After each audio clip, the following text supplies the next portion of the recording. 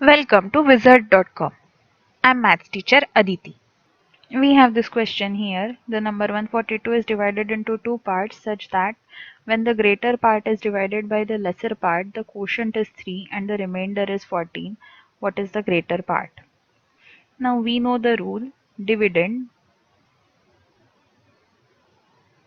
equal to divisor into quotient plus remainder. Now here dividend is given as now let's first we'll have to assume let smaller part equal to x, therefore greater part is 142 minus x, because it is given that the number 142 is divided into two parts. So if one smaller part we take as x, greater automatically becomes 142 minus x. Now it is given that when greater part is divided by the lesser part, so dividend is 142 minus x. Divisor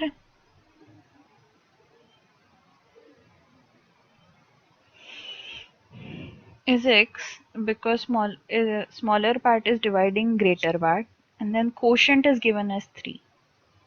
Quotient is 3 and remainder is 14. So we can simply put these values in above equation. So that will be 142 minus x equal to divisor into quotient, that is x into 3 plus 14. So that gives us 142 minus x equal to 3x plus 14. So what we get is 4x equal to 142 minus 14. So here 4x equal to 12 minus 4 is 8, 14 minus 2 is 12.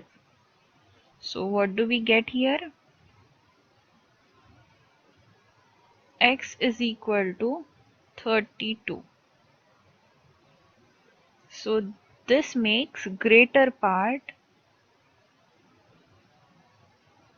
is equal to 142 minus x equal to 142 minus 32 equal to 110. So let's see what are the options. Yes, answer is option C.